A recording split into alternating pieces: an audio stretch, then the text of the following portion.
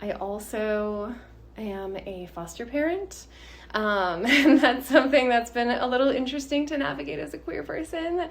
I worked as a nurse in a foster care clinic for a couple of years, and it was pretty heavy work, and I decided not to continue that after a couple years, but I did decide to get certified as a foster parent after realizing that kiddos who are queer, gay, trans are more likely to be in the system after being rejected by families.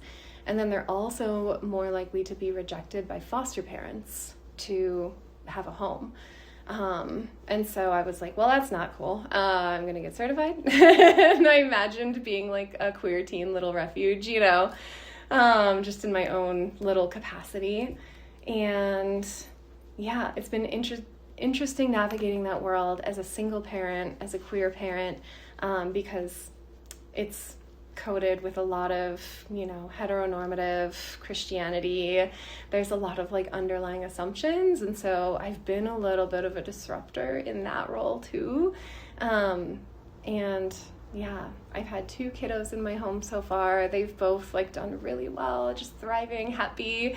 It's gone really well, and I think it's kind of, I don't know, there's definitely a lot of challenges, but I think it's also helpful with such a need for homes for these kiddos to be like, you don't have to be in a giant house in the suburbs. You don't have to be in a hetero relationship. You don't have to be a stay-at-home mom while your partner goes to work. You know, like single parents can do it, you know, and there's such a need. So that's brought me a lot of joy too.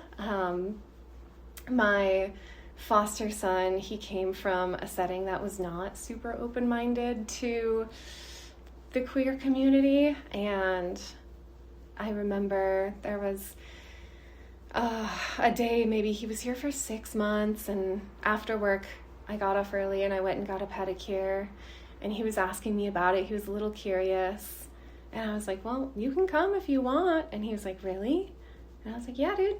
So I like took him to go get a pedicure, and was looking at the colors, and I picked out my color, and he's like, I don't think I want to do a color on my toes. And I was like, that's fine. You don't have to. You can just go soak your feet, get it clear, whatever you want to do. And as we're sitting there, he kind of looked around, and he got a little bolder and a little more curious, and he's like, okay, I want to do Broncos colors. And I was like, rad, go pick out some Broncos colors.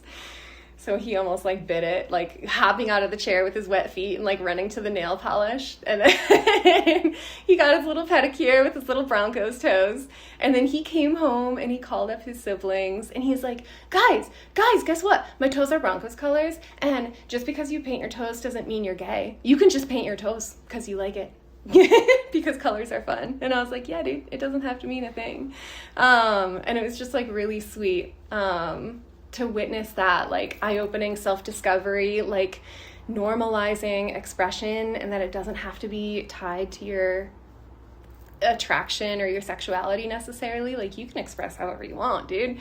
So it was really sweet. I was like, man, I planted some seeds with that little dude. He was here for a couple of years, and I'm like, you're gonna grow up to be a disruptor too. Yeah.